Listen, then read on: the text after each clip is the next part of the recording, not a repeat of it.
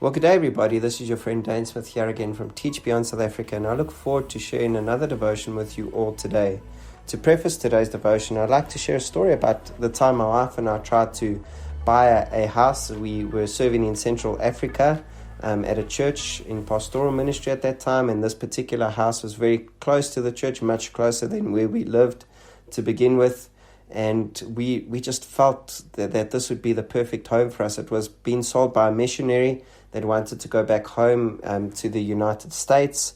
It had 3 bedrooms. It had backup rainwater, so it had JoJo tanks that would catch the rainwater from the gutters, beautiful saltwater pool, beautiful battery backup in case electricity went out, beautiful study, which I was looking forward to using, and my wife was pregnant at the time, and so there was a beautiful baby's room that we could use, and so we really felt it ticked all the boxes and was definitely the right home for us. We didn't have all the finances at the time. The missionary really wanted to sell, we really wanted to buy, and we really felt in our heart of hearts that this was the right house for us.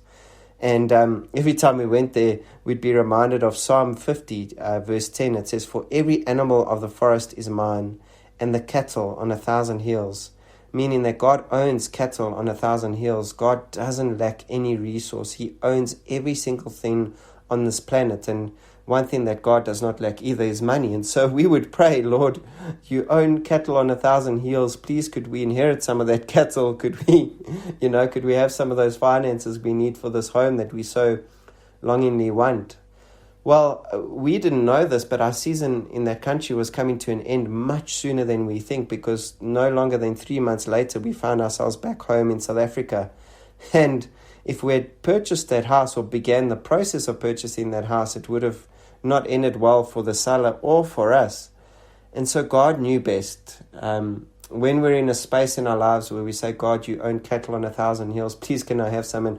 And God doesn't give you some of that cattle, is because it's not the right time or it's not the right place, even though you might feel in your heart of hearts that it is.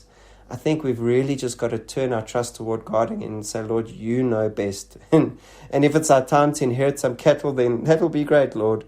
But if not, he's not going to give that cattle to you. And so I was just reminded by that while praying with my wife and seeing where we were. We often just do life audits where we look at where we are in our lives at the moment and see how we're doing and speak about our family. And that story came up, and I'm just so thankful that God actually protected us from that. So remember that for every animal of the forest is God's. He owns everything. And the cattle on 1,000 hills, God does not lack anything either, and he is so kind and generous. If it is his will and his purpose, he will bless you, but God knows best, and it's our responsibility to trust him. May God bless you, and I pray you all have a wonderful day.